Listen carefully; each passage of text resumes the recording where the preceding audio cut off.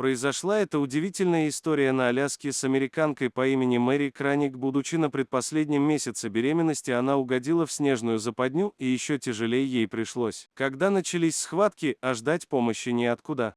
Так она думала, пока не увидела стаю волком, которая помогла ей в той тяжелой ситуации. Непостижимо, но один из волков перекусил пуповину, когда малыш появился на свет, второй старательно облизывал его, а остальные грели маленького человека и его мать на протяжении всей холодной, зимней ночи.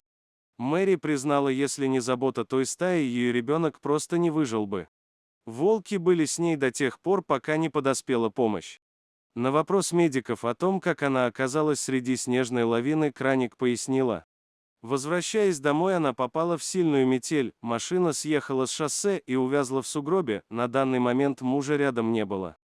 Мэри выбралась из машины, надеясь, что ее подберет попутка, но метель все усиливалась. Отчаявшаяся женщина решила идти к городу пешком. Она с трудом преодолела приблизительно полкилометра, и тут у нее внезапно начались родовые схватки.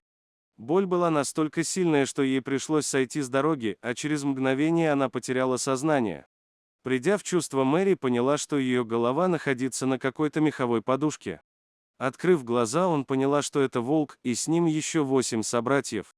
Поддаваться страху было некогда, поскольку начались схватки.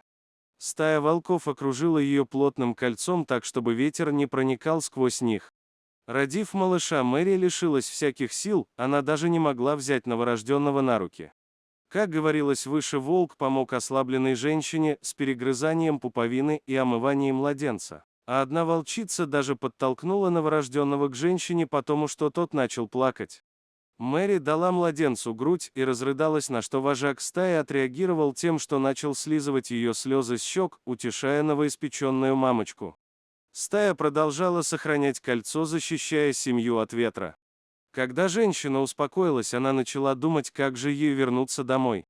Идти обратно до своей машины было далеко, да и на ходьбу у нее просто не было сил. Спустя какое-то время неожиданно рядом раздались человеческие голоса, а затем и выстрелы. Волки разбежались, а Мэри увидела своих родственников. Они рассказали, что не могли дозвониться до нее, и поэтому поехали навстречу. Увидев пустую машину на обочине, они прошли немного пешком и заметили стаю волков. Все подумали, что произошло что-то страшное, но оказалось, что дикие животные только помогли женщине родить, но и защищали ее от холода, пока за ней не пришли. Женщина пообещала, что вернется, чтобы поблагодарить своих спасителей, но так и не нашла эту стаю. Порой стоит довериться дикому миру и увидеть подлинную доброту в глазах настоящих хищников.